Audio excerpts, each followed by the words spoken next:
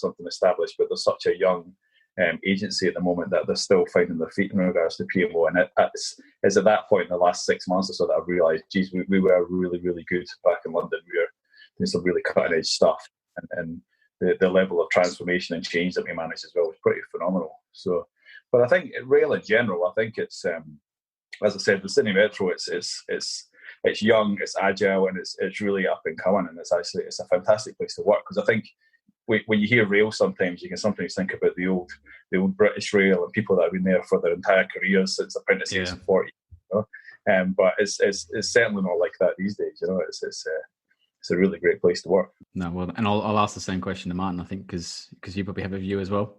I've only really seen rail and defence projects, but I think my experience from rail, I think people are generally, it's a more diverse team usually. So in terms of age, in terms of experience, geographical experience. I mean, like looking at yourselves, you've got a South African, Australian, and a Scottish Australian. So it's quite different from the defence projects that Craig said, where people have often been there 20, 30 years and are unwilling to listen to new ways of working. People in rail are often quite receptive to new ideas, but sometimes that can be a bad thing, because you're often receptive and then you try something, it doesn't work, you try again, and you kind of scrambling to meet certain deadlines by doing it. So positives and negatives, but I think overall it's good. Yeah, brilliant. I found that as well. I think it is a balance, isn't it? And that's a good way to put it, is they are receptive to openness and change, and maybe that's why our team in London, Craig, did so well, is because we could bounce off each other and we could actually implement some of the things we're thinking about.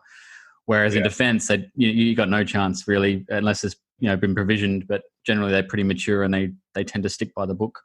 But Dale, did you have any questions around rail as well? I know it's a big topic, but I thought it'd be a really interesting way to kick off. I had a couple. I guess more around the pressures of rail. Kind of having worked myself in rail in London as well. I guess particularly, Craig, a lot of your experience in London was as a project director, in delivery. What were some of the big obstacles, challenges that you experienced, particularly on something as old as the London Underground versus, I guess, what you have now with Sydney Metro? And I believe you're looking to have a tunnel under the harbour and those types of challenges. Is there comparison to draw, or two totally different things?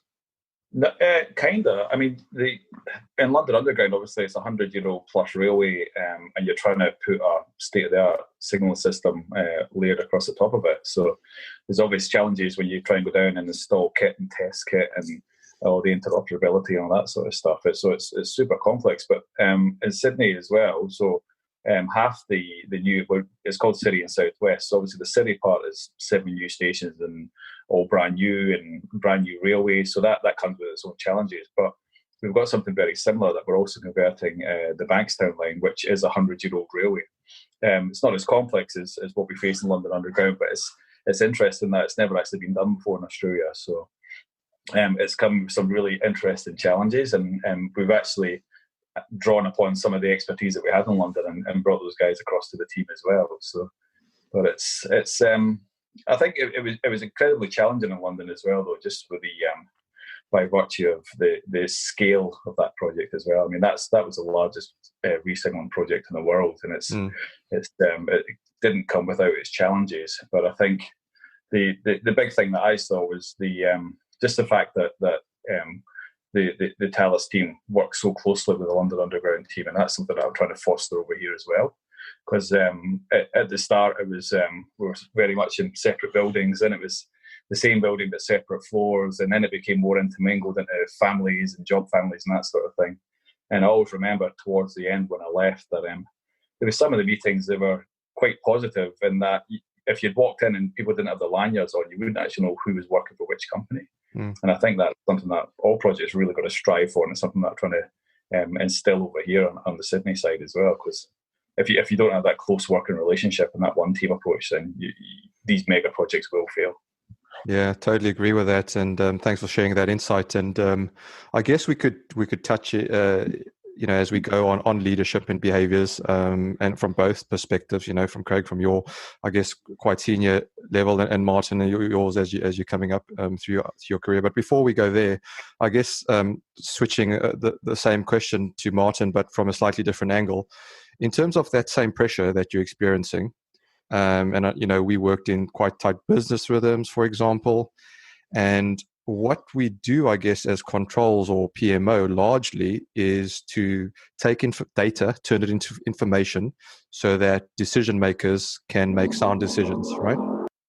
So I guess my question around that is, what pressures did you have, last minute reporting, last minute printing out packs while the meeting started, that kind of thing?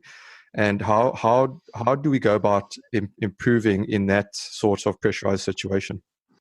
Often it reflects the kind of nature of the project. I think, like we said earlier, rail is a bit more chaotic than the defence because of the technology. Sometimes it's quite new, and defence have got established practices and principles. So I think based on this, it was kind of just a little bit of the nature of the beast. Some of the challenges I had was quite last minute type deadlines. How do we get around it? I think it's sticking to what you know. So drawing on the sort of fundamentals of looking at the reports. What is it telling me? That's the first thing you should always ask yourself. Does it pass the sense check? Yes or no? If it doesn't pass the sense check, are you really going to put that in front of a manager? Because what we do is turn data into information. Most projects have an absolute wealth of data, and sometimes it's quite hard to tell what is genuine. And from that, it's quite hard for a manager to say, okay, great, what do I need to do with this? So often for me, I think it was taking pride in some of the things that we were doing, and kind of using your experience, and sometimes asking people who are more senior than you, does this feel right? Does it look right? This is what the system's saying, but garbage in, garbage out. So just really drawing on your own experience, and how do we fix it in the future? I think tool sets is the big thing in the future. I think I listened to Val's speech to the Australian APM or something like that the other week, and about disruption, and tool sets is going to be the main thing. I would be shocked if we're still using things like Excel and in 10 years' time. Data analytics and good sort of solid tool sets are the future of our industry. So I think that can really help to ease some of the last minute chaos by kind of removing some of the churning and copy pasting. I sound like I'm putting myself out of a job here.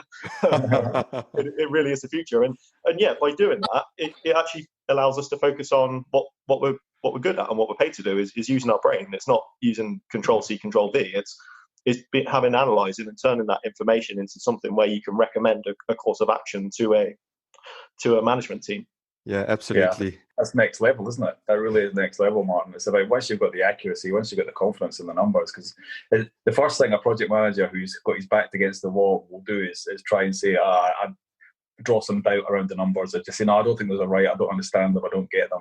But having that time for the project controls team to actually understand the numbers, know what they're presenting, and have the time to take the project manager through what you're going to do in the big meeting in front of the delivery director. It's that's next level stuff, isn't it? Yeah. But having said that as well, I mean, Martin, you are the best copy paster I've ever worked with. So kudos. Thank you, Dale. I'll vote for that. Yeah, I agree as well. I think if anyone wants anything at 30 seconds before a meeting, Martin's the guy you want. And when he doesn't answer his phone, you get really scared. So I completely agree with you, because obviously you've listened to some of our other pods, which is great. That obviously there is a disruption coming, but I found that even 5 years ago we could have dropped Excel, and yet it's still here. And I think the great thing is that software is moving in the same direction as what we want. Like if you look at Microsoft's patent, that they are moving towards BI, and they're making it cheap, and they're making it accessible, and lowering the cost value, and therefore people will naturally grow towards BI without us having to push too hard. Because this transformation could be interesting for something. What if we all didn't use Excel for a day on our respective projects? What would happen? Yeah, interesting idea. Great experiment. Yeah, you should bring that up with your director. Yeah, recommend it. I'll send him a letter. So it's it's great. I mean, I think